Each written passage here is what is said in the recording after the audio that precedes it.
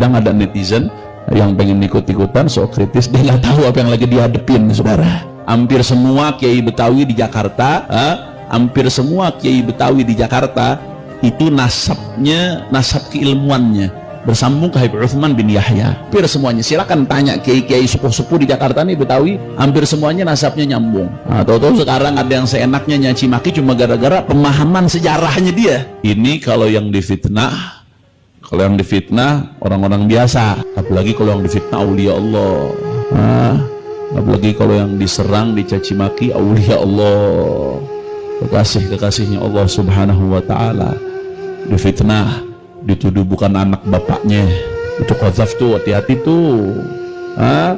Nasab yang udah sabit ini udah jelas nih, fulan anaknya fulan, ulama-ulama udah ngakuin, masyarakat udah ngakuin semuanya. Tahu-tahu ada satu orang datang ngotot, enggak, itu bukan bapaknya tuh. Berarti ibunya main sama siapa? Qadzaf, hati-hati, hati-hati. Apalagi yang difitnah aulia, hati-hati.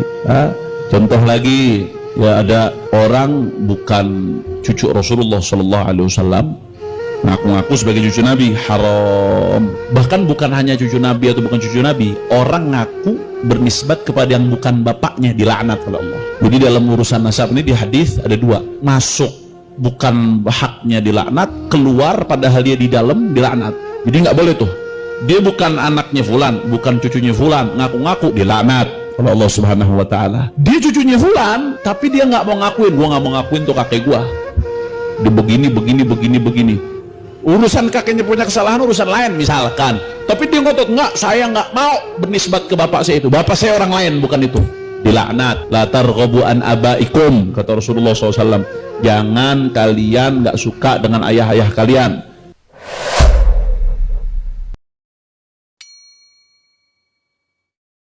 Padahal mungkin sebelumnya nggak pernah belajar ilmu nasab, tahu-tahu ujuk-ujuk datang-datang nasab Sa'ad al-Abi Alawi, dianggap itu Ba'alawi itu Ubaidillah, bukan anaknya Ahmad Muhajir. Habaib ngaku-ngaku cucu Nabi, Ba'alawi itu bohong, semuanya dusta. Oh begitu ya, dusta atas nama Rasulullah itu dilaknat. Dusta ngaku-ngaku anak orang padahal bukan, dilaknat double nih berarti nih. Yang mengatakan habaib itu bohong, dusta, berarti logikanya nih di mata dia Imam Haddad ngebohong, berdusta atas nama Rasulullah SAW. Belum lagi Habib Ali bin Muhammad al-Habsyi, wali ilaikum nasab arafuh man qad araf jaddi Muhammad wa antum ba'da jaddi khalaf, kata Habib Ali Habsyi. Kalian tahu bagaimana nisbatku. Beliau bukan lagi bicara soal bangga-banggaan, bukan, beliau lagi tahaddus bi ni'matillah, sedang menunjukkan kenikmatan Allah kepada mereka, dan mereka betul-betul menunjukkan akhlaknya Rasulullah seperti apa. Terus yang kedua, saya ingin mengingatkan kembali, kemarin ada salah satu menantunya Habib Rizik yang membawakan hadis ini, yang mana mereka merasa dari klaim Ba'alawi ini dihinakan masalah nasabnya. Yang disampaikan oleh Kanjeng Nabi di dalam hadisnya itu begini, qala Rasulullah sallallahu alaihi wasallam, ithnatani fin nasi huma bihim kufrun. Jadi ada dua hal, kalau dua hal ini menimpa kepada seseorang atau ada pada diri seseorang, maka orang tersebut bisa dikatakan kufur. Yang pertama yang menjadikan dia kufur itu adalah at-ta'nu fin nasabi, artinya mencela nasab orang lain atau mencela urusan nasab. Kemudian hal ini dinarasikan seolah-olah bahwa dengan adanya tesis, dengan adanya polemik nasab pada saat ini, itu adalah bagian daripada at-ta'nu fin nasab, menghina atau mencela nasabnya Ba'alwi. Kalau diartikan seperti itu, ini gak objektif. Kenapa? Karena harus dipahami juga di dalam syarahnya.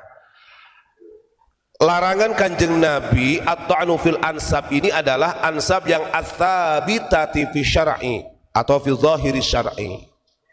Kalau memang nasab itu sudah ditetapkan, sudah diisbat melalui nakib-nakib atau nakobah-nakobah yang jelas secara syariatnya, kan begitu. Maka kemudian ketika ada orang yang mempertanyakan apakah benar atau tidak, ataupun perlu diverifikasi lagi, berarti ini belum sabitah, belum ada isbat yang kuat, begitu loh. Nah ini kan seolah-olah digiring umat ini supaya tidak mempercayai ketika ada penelitian tentang sahihnya atau isbat ataupun tidaknya nasab dari Ba'alwi. Satu itu. Ya jelas, sebenarnya kalau kita lihat yang pas dikatakan at-ta'nu fin nasab itu yang mereka sendiri. Mereka langsung mengatakan bahwa nasab Wali Songo ini tidak ada, terputus dan lain sebagainya, dan itu jelas-jelas at-ta'nu. Maka sehingga munculnya tesis pengkajian tentang polemik nasab ya karena ulah oknum sendiri dari klan Ba'alwi yang at-ta'nu fin nasab lebih duluan. Pahami, makanya jangan hanya sekedar istilahnya kemudian sekarang karena digugat diteliti kemudian tidak terima merasa dihinakan. Wong awakmu loh ngece dari ketbian ngece terus dicarno oleh orang-orang Nusantara. Kan lucu ini. Yang kedua yang mengakibatkan seseorang itu kufur adalah waniyahatu alal mayyit, atau meratapi orang yang mati. Papunten Pak, kalau kita lihat an-niyahah, makanya di sana itu di Hadrami, di Tarim itu yang dikatakan sebagai kota seribu wali, itu an-niyahah itu terjadi Pak. Kadang-kadang ziarah di makbarah, maka ada sebagian orang mengatakan oh di sana itu adalah kelompok kubrawiyun, artinya yang menuhankan kuburan. Betul, kuburiyun itu. Nah ini kan an-niyahah, bagian pada niyahah, dan itu terjadi. Ya ini mah tinggal introspeksi diri aja, monggo ya. Jadi jangan salah narasi. Justru yang at-ta'nu fin nasab yang lebih dahulu menghinakan tentang nasab daripada Wali Songo, nasabnya ulama Nusantara, ya dari klan Ba'alwi mereka sendiri. Maka jangan salahkan ketika ada orang-orang kemudian bangkit ingin meneliti lebih jauh keabsahan daripada nasab Ba'alwi, terverifikasi ataupun tidaknya, atau sudah diisbat atau belumnya oleh nakobah-nakobah internasional. Kan begitu. Tuh. Kemudian dalam hadis yang lain, ingat, walaupun kemarin Habib Rizik sudah mengatakan, dia mengatakan bagi para habaib yang merasa dirinya sebagai dzurriyyah Rasul, cucu Nabi, janganlah sombong kalian. Nah ini tetap bahasanya kan tetap ada cucu Nabi, ada pengakuan. Ini kan lucu. Artinya begini, kalau ketika memang ingin menyadarkan dari kaumnya, ya bahasanya yang bagus lah. Jangan kemudian kalimat itu dengan lantang disampaikan, wahai para habaib, gitu kan. Cucu-cucu Nabi, dzurriyyah Nabi, jangan sombong dengan nasabnya. Nah ini kan artinya ada pengakuan yang kekeh. Itu strategi bahasanya itu. Jadi bahasa satire. Padahal kalau kita lihat dalam konsep hadis, Kanjeng Nabi itu mengatakan begini dalam sabdanya, innallaha ta'ala auha ilayya an tawadhu. Kata Kanjeng Nabi, sesungguhnya Allah subhanahu wa ta'ala itu telah mewahyukan, telah memberikan wahyu, telah memberikan mandat kepadaku. Apa mandatnya? Antawadhu, untuk perilaku tawadhu. Handap asor Mas Rizik ya. Jadi ojo ngece-ngece ngono rek. Nanti keliru maneh. Iya, menyampaikan gitu kan dari Facebook aja kelihatan. Nanti keliru lagi kan. Ini loh masalahnya tawadhu yang terpenting itu. Kanjeng Nabi apakah diberi mandat oleh Allah untuk al-fakhru bil ansab? Tidak. Beliau mengatakan auha ilayya an tawadhu, Allah telah memberikan wahyu mandat kepadaku berupa tawadhu. Apa maksudnya tawadhu? Hatta la yabgha ahadun ala ahadin. Tawadhu di sini kata Nabi sehingga tidak ada seorang pun yang melebihi tinggi daripada orang yang lain. Artinya tidak ada yang unggul-unggulan, tafaddul, enggak ada. Bahwa orang Ba'alwi lebih tinggi daripada dzurriyyah Wali Songo, atau Wali Songo lebih tinggi dari dzurriyyahnya Ba'alwi. atau mungkin orang Maroko lebih tinggi daripada orang Nusantara, begitu juga orang Nusantara lebih tinggi martabatnya daripada orang Maroko. Tidak ada. Saya kemarin katakan mereka ini mengajak bersatu kepada kita, tapi ingat bersatunya kita dibawa ke tiak mereka. Wala yafkharu ahadun ala ahadin. Satu lagi mandat yang Allah berikan kepada kanjeng Nabi yang dimaksud tawadhu, wala yafkharu ahadun ala ahadin.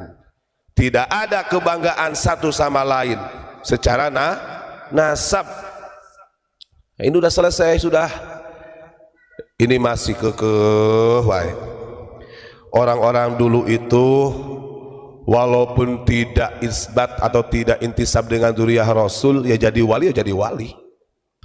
Artinya tidak harus i'timad bahwa kami adalah dzurriyyah Nabi yang kemudian kemuliaannya ini 100 derajat atau 10 derajat dibandingkan orang yang lain. Nah itu itu kebohongan seperti itu.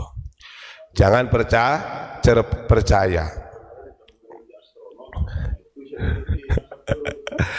Dan begini ya, untuk para netizen, kita mulai begini cara membuka pemikirannya.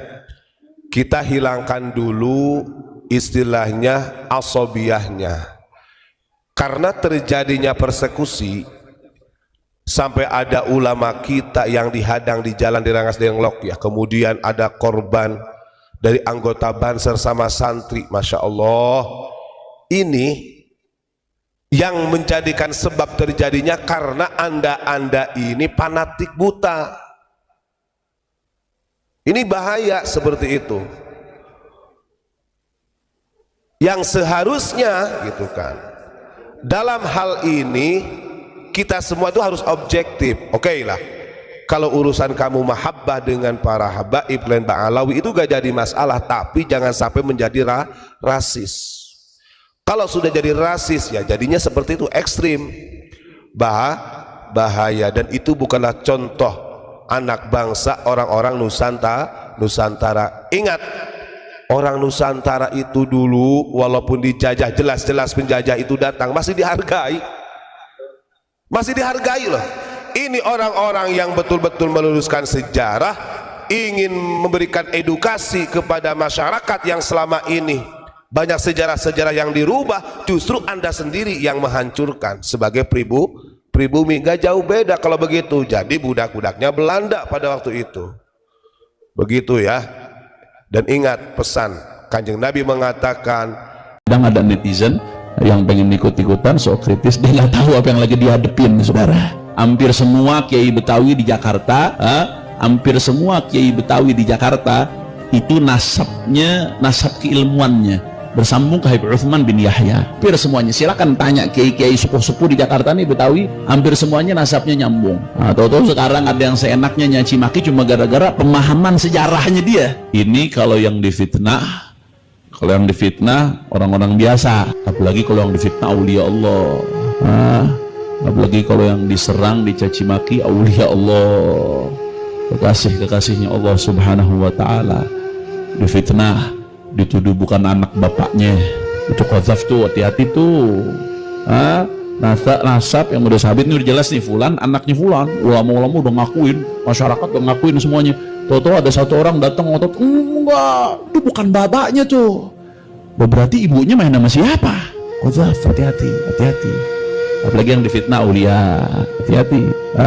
Contoh lagi ya, ada orang bukan cucu Rasulullah Sallallahu Alaihi Wasallam, ngaku-ngaku sebagai cucu Nabi, haram. Bahkan bukan hanya cucu Nabi atau bukan cucu Nabi, orang ngaku bernisbat kepada yang bukan bapaknya, dilaknat oleh Allah. Jadi dalam urusan nasab ini di hadis ada dua, masuk bukan haknya dilaknat, keluar padahal dia di dalam dilaknat.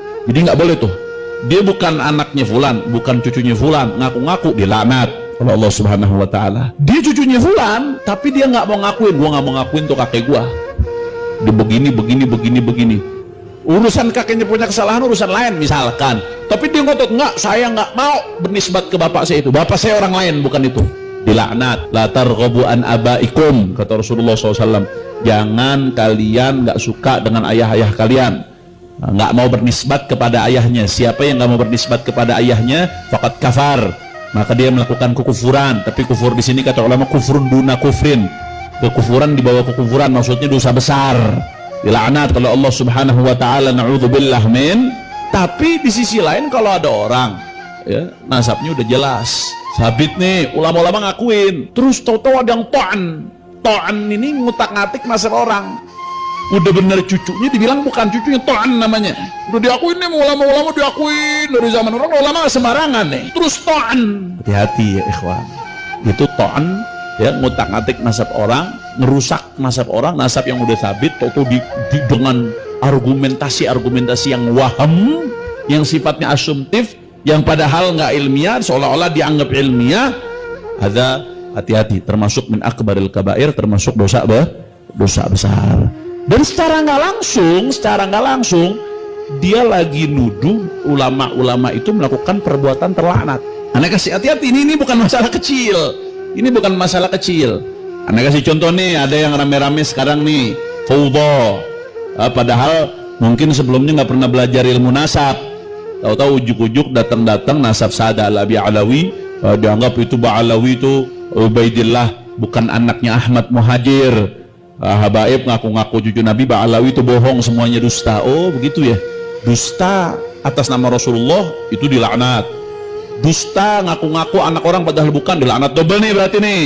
Yang mengatakan habaib itu bohong, dusta, berarti logikanya nih di mata dia Imam Haddad ngebohong, berdusta atas nama Rasulullah SAW. Belum lagi Habib Ali bin Muhammad Al-Habsyi, wali ilaikum nasab arafuh man qad araf jaddi Muhammad wa antum ba'da jaddi khalaf, kata Habib Ali Habsyi. Kalian tahu bagaimana nisbatku. Beliau bukan lagi bicara soal bangga-banggaan, bukan, beliau lagi tahaddus bi ni'matillah, sedang menunjukkan kenikmatan Allah kepada